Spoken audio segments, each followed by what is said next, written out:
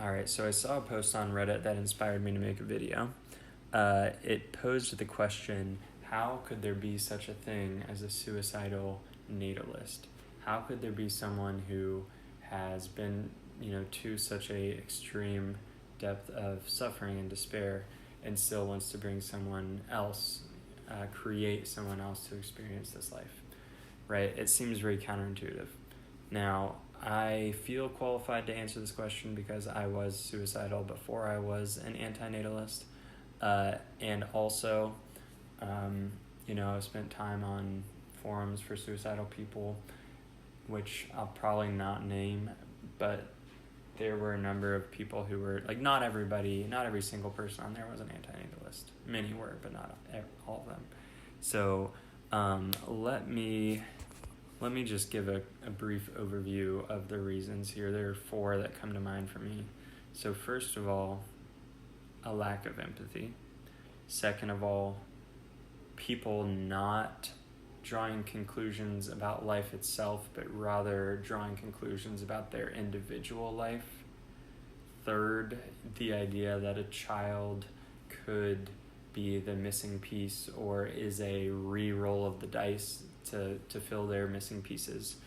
And then fourth, this idea of, suicidal people's lived experiences being discounted, marginalized, not taken seriously, and just assumed to be wrong.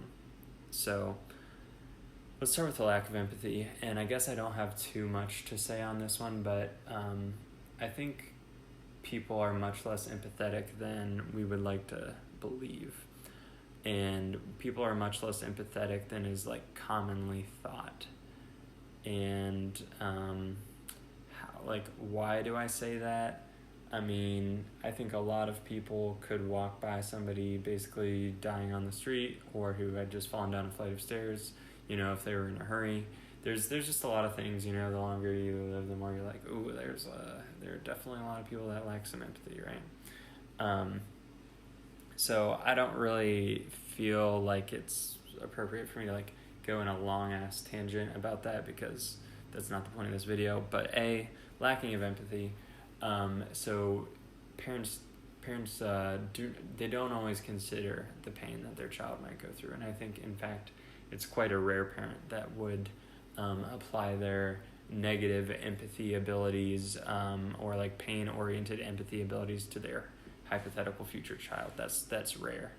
Now, number 2, I think that there are a lot of people who say that life itself is good, but I'm suicidal because my individual experience has been bad or perverted by this factor or this traumatic event, or I'm suicidal because I made the wrong choice in terms of a career or a romantic relationship or whatever it is. So there's just a general idea that they are suicidal because something went wrong in their individual manifestation of life, but they do not generalize that to say that life itself is bad or not worth it or a bad deal. Now, the next point about a child being another roll of the dice, or an opportunity for them to fix the problems that they experienced, is a natural outcropping of the previous one. So, I mean, if you think that life itself is good, but your experience, went wrong for some reason, then you're going to be really drawn to this idea that you can get a blank slate, you can take someone and put them through this whole simulation again of being born in childhood and teenagerhood and adulthood. And if you put them through the simulation again and you just don't mess up the things that were messed up in your childhood, then they're going to have the missing piece that you were always missing, and they're going to live that perfect dream life that you always imagined in your head you would live if you didn't have that missing piece or that thing that kind of fucked you up and made you suicidal. That's the way these people think. So they think that, oh, well, my life itself is good, I just had a bad roll of dice, and B, like, I can ensure that my child is going to roll well because I can solve the problems that happen to me, and therefore they will have to roll well.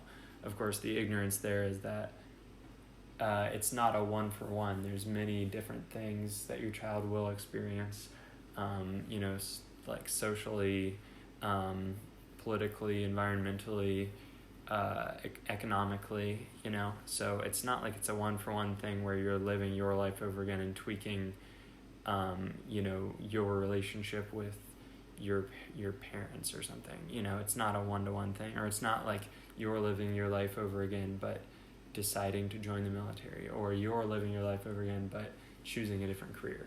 I think people think about it that way because they can't fathom the uncertainty of how those huge things will change in the future. But that's the truth, is people think that yes, I've been suicidal, but that's just because I had a bad roll of the dice. That doesn't count. That's a mulligan. Push that aside. Life itself is good. I just had I had a mulligan. Put that aside. So that's reason number 3. And then number 4 is, I think, sort of the inherent assumption and belief in our culture that is very strong, that suicidal people's ideas and thoughts and beliefs are not really to be taken seriously, and that they're always coming from a place of ignorance, or being misled, or being diseased or ill, when in reality that's not the case. So, let's say you go through a period of, being suicidal, and on the other end of that, you now are like, man, like, life is not good, life is not worth living. You talk to your therapist, they'll say, hey, life is good, it's just your situation that was bad, and if you tweak this and this, then maybe it'll be all right.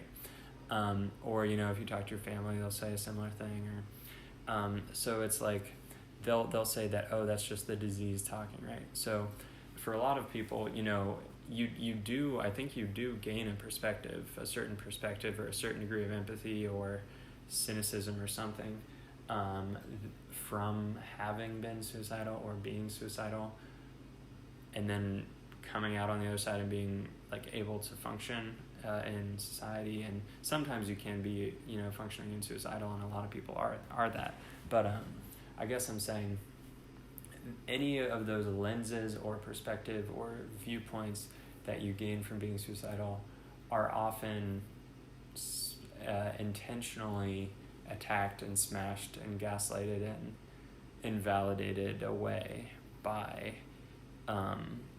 normal culture, whether it's family or therapists or school or the workplace or popular culture. So I guess to quickly review, those are the ways that a suicidal natalist could exist. So A, they're just not empathetic enough to consider or care about the pain their child will go through. B, they view their life as a fluke rather than representative of the whole thing being shitty. Number 3, maybe I said number 3 last time, but this is number 3.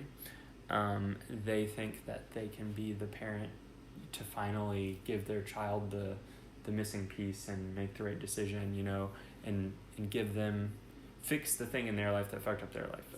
Give their child the missing piece, their child will be the missing piece, their child will roll well. And then number 4, the perspectives that we as anti-natalists assume that a suicidal person would have by virtue of having been suicidal can often be tamped down, discouraged, and destroyed by normal culture. So I hope I didn't ramble on too long with this one. I'm going to call it a day. Hopefully you find some value in it, and I'll talk to you again at some point.